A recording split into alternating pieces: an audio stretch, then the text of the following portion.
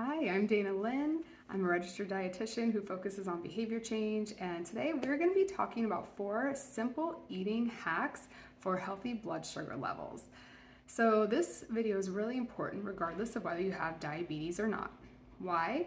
Well, because our blood sugar levels have a huge impact on our hunger, on our cravings, on our body's ability to store fat, on our mood, and so much more. So, if this is something you're interested in learning about, stick around and let's get into it. All right, so tip number 1 is that carbs are not bad. The issue comes with the types of carbs we are choosing, right? So, let's break this down a little bit. Our bodies are designed to process whole food carbs. So, these are things like fruits, vegetables, whole grains. These carbs found in whole foods are naturally wrapped in fiber. Fiber takes a long time for our body to break down. So, as it's trying to break this down, it really slows digestion, and this means that the rate that the carbs that we're eating is going into our bloodstream is much, much slower. This gives our body time to process it and helps us have better blood sugar levels. It also helps us feel a lot fuller sooner and a lot longer. So then what happens when we eat refined carbs? These are things like sugars and flours, stuff like that. So these processed sugars, white flours, they are not wrapped in that fiber.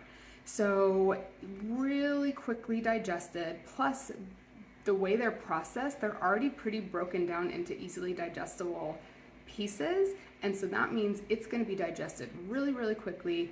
And that means the sugar from them is going to go into our bloodstream very, very quickly. This can cause blood sugar spikes, which then can lead to drops in blood sugar. It can lead to health issues if you have diabetes.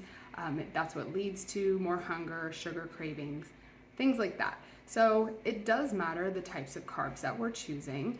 How do you know if you're getting whole food carbs or if you're getting refined carbs? One of the easiest things you can do is look at the label, right? So I know labels can be overwhelming, but I'm going to make this really simple. First of all, if it doesn't even have a label, that's a great sign. I'm talking about your fruits, your vegetables, most of the things in the produce section. There's no label needed because it's just that whole food. That is a whole food. Our body will do much better with that versus the processed foods that do have labels.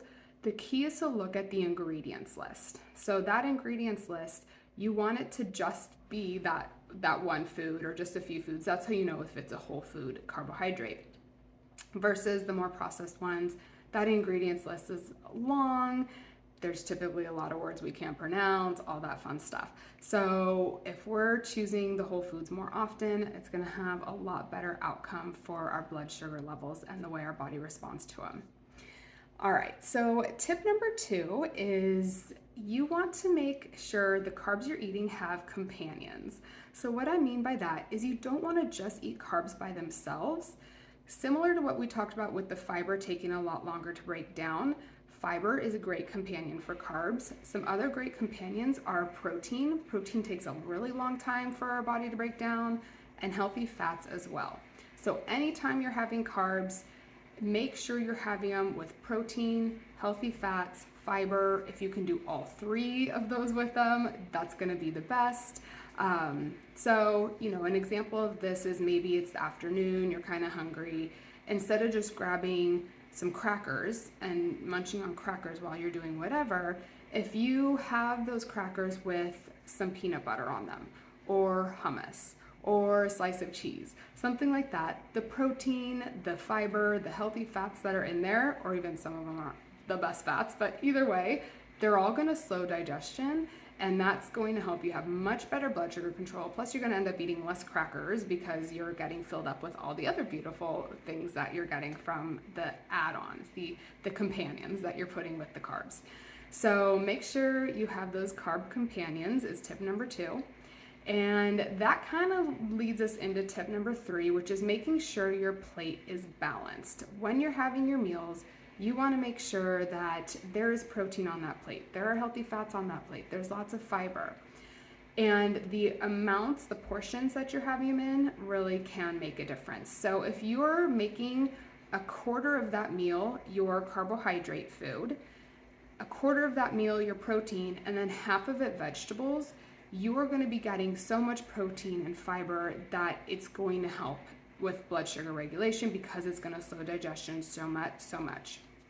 So really making sure that your plate is balanced. And the beautiful thing about this is when you're having that nice balanced plate, that carb portion of your plate, it's okay if you're having some of those more refined carbs. If you love pasta, you love white rice, they are refined, they're more processed. However, if you're having plenty of protein with that and tons of vegetables, you're going to have much better blood sugar control than if you just had a big plate of pasta or, mostly rice.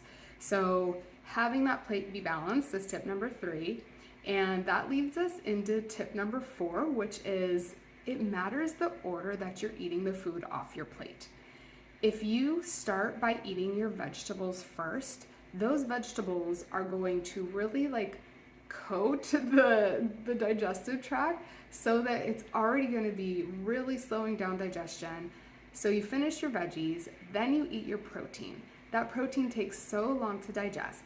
Then the last thing you're going to eat is your carbohydrate, and it's going to work through your system so much slower. You're going to be so much fuller, much longer, and you'll probably end up eating a lot less calories if you're interested in managing your weight, just because you're filling up so much on the vegetables. So the order that you're eating your foods can really make a difference. If you are diabetic and you check your blood sugar, give this a try and see how you do with the blood sugars. And if you're not diabetic, just notice how that affects your cravings for sugar, your hunger, your mood, all that stuff. So definitely give these things a try. Let me know in the comments below what you think, if you notice any differences with them. If you do want more one-on-one personalized information with this, definitely visit my website. It's danalynnwellness.com. I'll put the link in the show notes here. And see if my program, The Key, would be a good fit for you.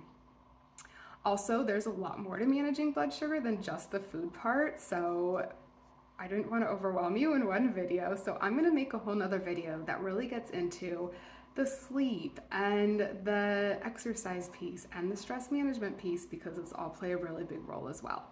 So if you're interested in seeing that video, make sure you are subscribed to my channel so that you will get a notification when it comes out, and any of my other videos come out as well. So hopefully this was helpful for you guys. Let me know how it goes, and thanks for being here. Have a really healthy day. Bye.